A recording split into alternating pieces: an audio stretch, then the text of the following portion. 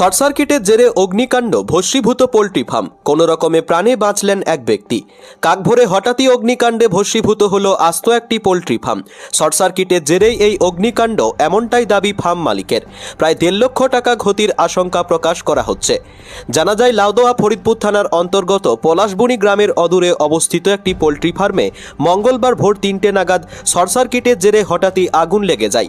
আর সেই আগুনের লেলিহান শিখায় নিমেষেই পুড়ে ছাই হয়ে যায় আস্ত একটি পোল্ট্রি ফার্ম। মৃত্যু হয় ফার্ম ভর্তি মুরগির। ঘটনা প্রসঙ্গে ফার্ম মালিক এসকে শামীম জানাই, মঙ্গলবার তখন ভোর 3টে সবে আমি এবং আমার সাথে থাকা এক ব্যক্তি দুজনে ঘুম থেকে উঠে ব্রাশ করে মুরগিগুলিকে খাবার দিচ্ছিলাম।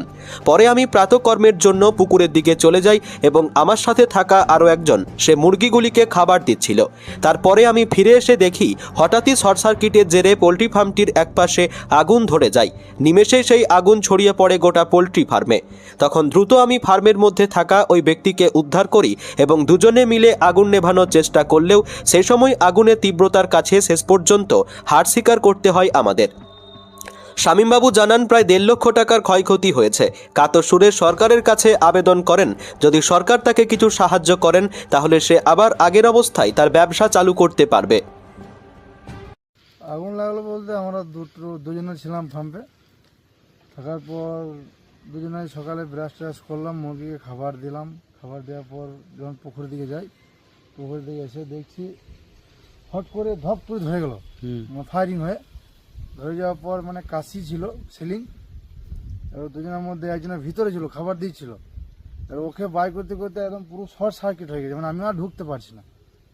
ঢোকার পর একদম ধুধু করে এত জ্বলে গেলো, দুজনে পানি পাম্প নিয়ে পেতে কোনো হালে। এবার ধরো ভোর দিকে 3টে দিকে নাগাদ হয়েছে।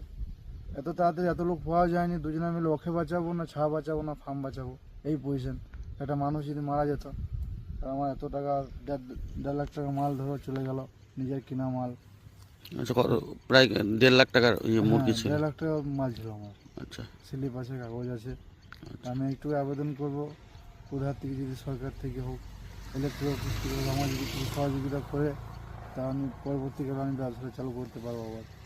কি নাম তোমার? আমার নাম এসকে শামীম।